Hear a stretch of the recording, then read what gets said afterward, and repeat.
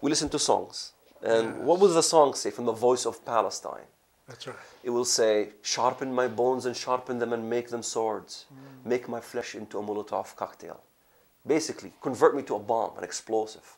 So this is why you see suicide bombing. Okay? You sing songs like, I come in the name of death. أنا جاي في كلام الموت. أنا جاي في كلام الموت in Arabic. I come in the name of death. Death was a prescription. You know? The opposite of what the Jewish songs they were singing in their radio. Till today, you know, I spend years looking at Jewish songs now. And I haven't found a single Jewish song that has the words kill, Wow. the words war, you know, the words destroy.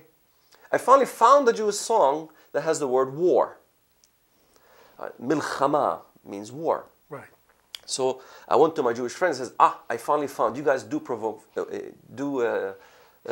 violence. There's the word war in your songs. Oh, give me the song. And I gave him the song and they said, well, sorry to bust your bubble. The song is from Isaiah. It says, and man will not learn war any longer. Wow. It was totally the Right. opposite. The opposite of what they would say. And here I was learning war all my life as a child. Yes. You know, we knock on the gates of heaven with the skulls of Jews. Wow. نقرع أبواب الجنة بجماجم اليهود. In Arabic. You know, think about it. Even the secular singers, every secular singer I know sang songs that are anti-Semitic. So anti-Semitism was being taught. Okay. Yeah. Now, the religious education was the worst.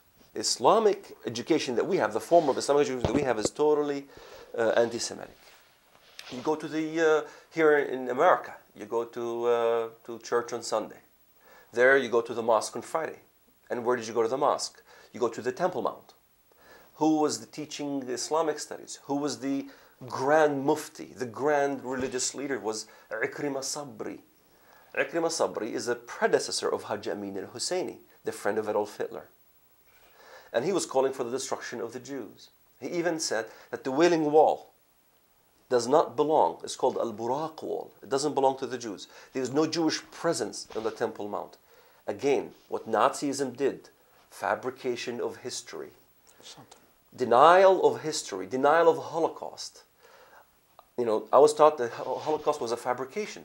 So when Israel showed the footage of the Holocaust in Hashua, what they called Hashua, they show several days of footage of the Holocaust.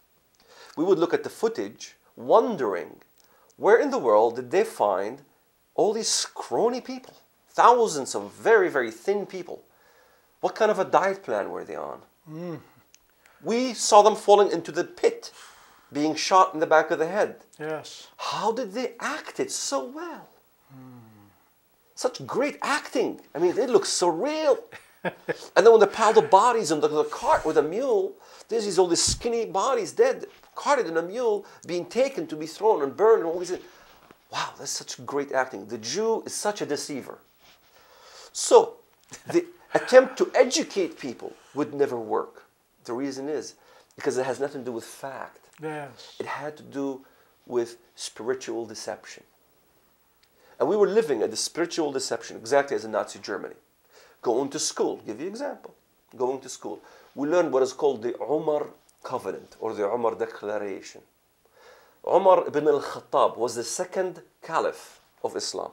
He was the second in command after the Prophet Muhammad.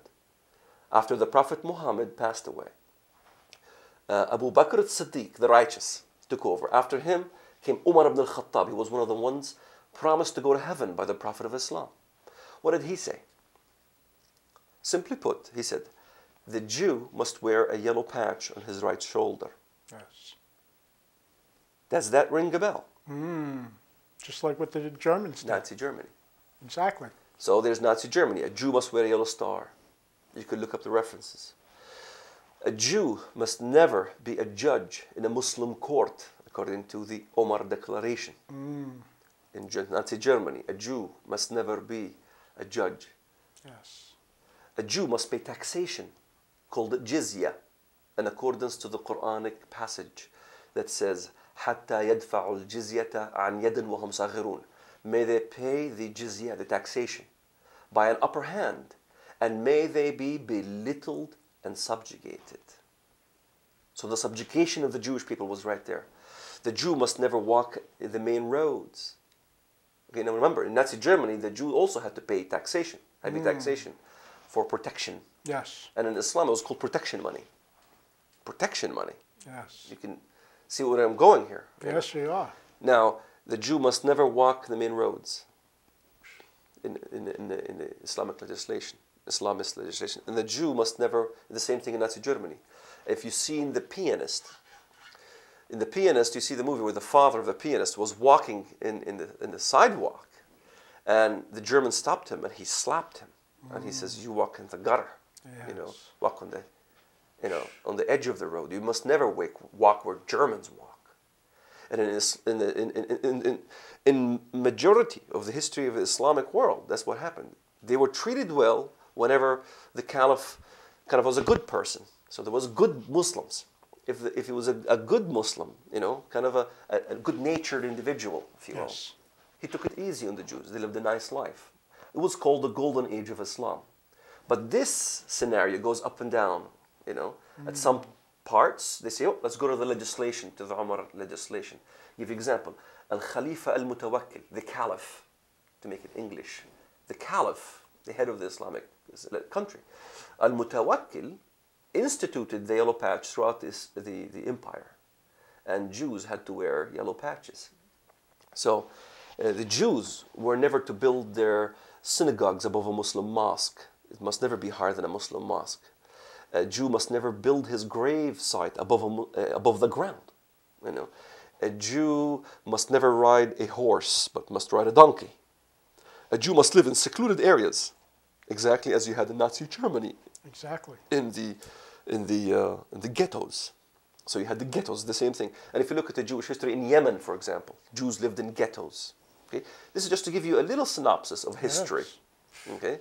So here you compare with Nazi Germany. Now, as a child, the arts, like I mentioned to you, the songs, I mentioned to give you a couple examples, but I can give you thousands of examples because I memorized all the Palestinian songs.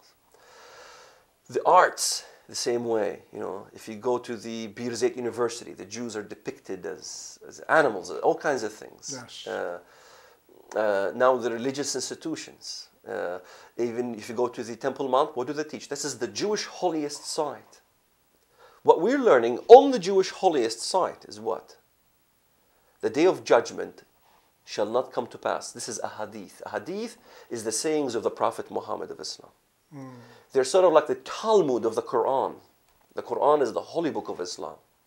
The commentary, or the deeds of the Prophet is documented in what is called the hadith.